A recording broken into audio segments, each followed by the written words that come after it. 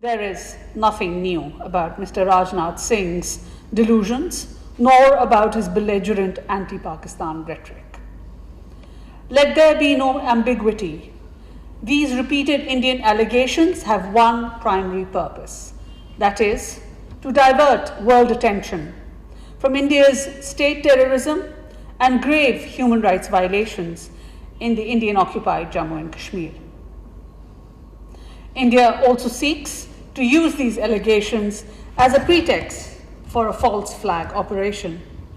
Pakistan has been continuously sensitizing the international community about such an eventuality and urging India to desist from any ill-considered action.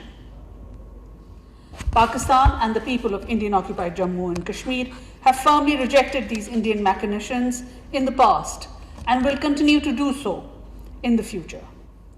Our immediate and effective response to India's Balakot misadventure clearly demonstrated Pakistan's will, capacity, and preparedness. India should not underestimate the resolve of the people and the armed forces of Pakistan to thwart any aggressive design.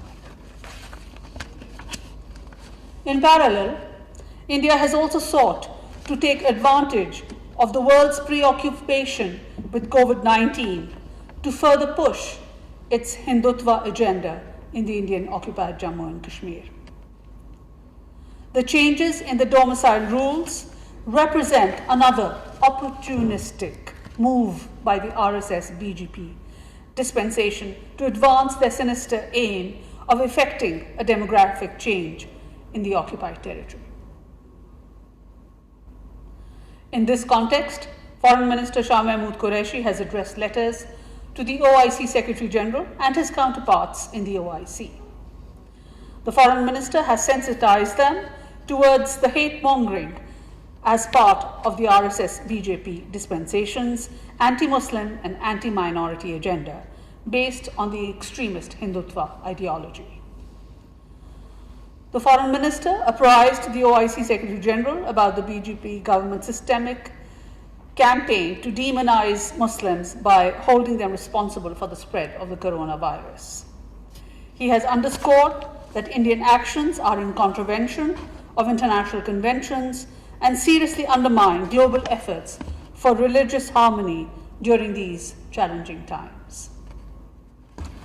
We hope that the international community will take due cognizance and urge India to reverse this course, which is fraught with risks, for the safety and security of India's minorities, particularly Muslims, and for their fundamental rights and freedoms. Voices from within India and around the world continue to condemn the increasing wave of BJP's inspired hate crimes against minorities.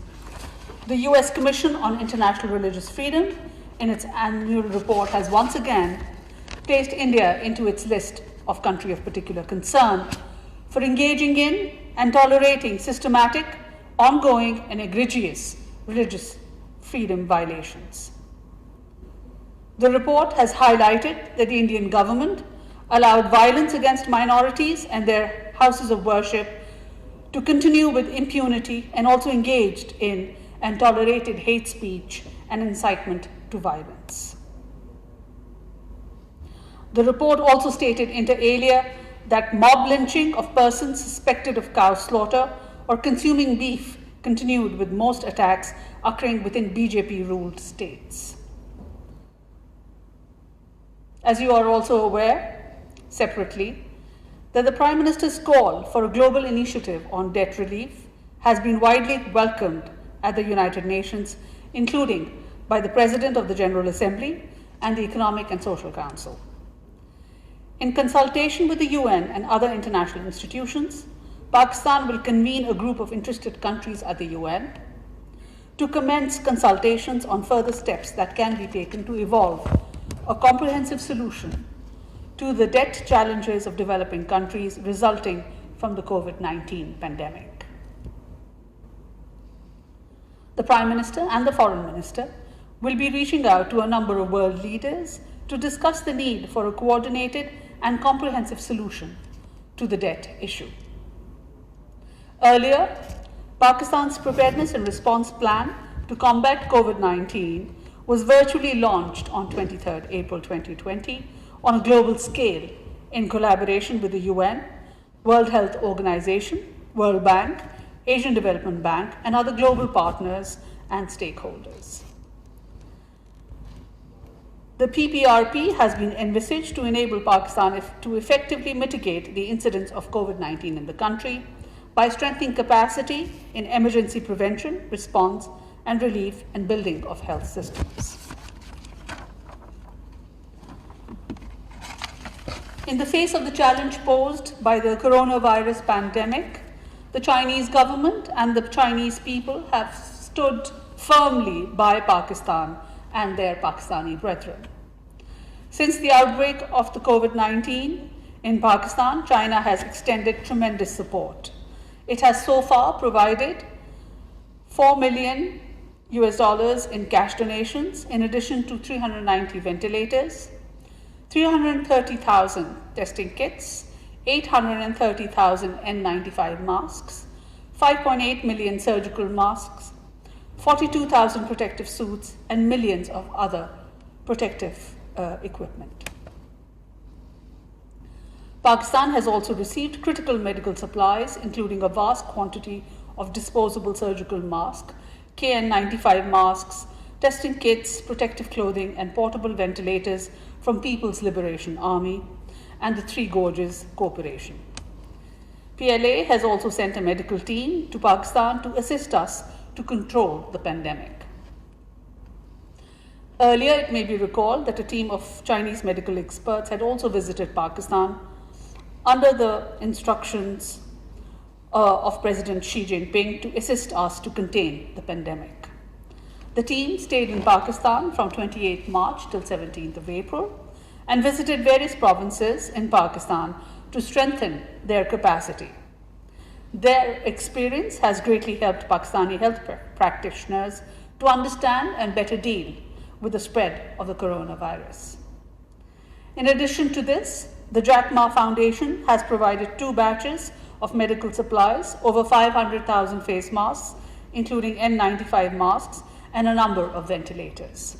Moreover, provincial governments, chambers, and private corporations in China have donated vital medical equipment to our provinces and institutions. China has also helped and facilitated Pakistan in commercial procurement of medical supplies from different Chinese manufacturers. We are immensely grateful to the government and the people of China for extending both moral and material support to Pakistan in the wake of the outbreak of COVID-19. The compassion, generosity, and thoughtfulness shown by the Chinese government and the people will be long remembered by the people of Pakistan. Notwithstanding the outbreak of COVID-19, both countries are taking relevant measures which will help in timely completion of CPEC projects that will be a catalyst for growth and prosperity in the region. As you are aware, as part of the national effort to fight the coronavirus pandemic, the Ministry of Foreign Affairs and our missions abroad continue to provide our overseas communities with relief and assistance wherever required. Food rations are being provided by all missions abroad to those in need, as well as financial assistance where required. Repatriation of our nationals back home also continues as per the comprehensive and phased plan developed in coordination with all stakeholders. In the past few days, as part of the तर्जुमान दफ्तर खारजा आयशा फारूकी इस वक्त इस्लामाबाद में media को brief कर रही हैं। There is nothing new about Mr. Rajnath Singh's delusions, nor about his belligerent anti-Pakistan rhetoric. Let there be no ambiguity. These repeated Indian allegations have one primary purpose, that is, to divert world attention from India's state terrorism and grave human rights violations in the Indian-occupied Jammu and Kashmir. India also seeks to use these allegations as a pretext for a false flag operation.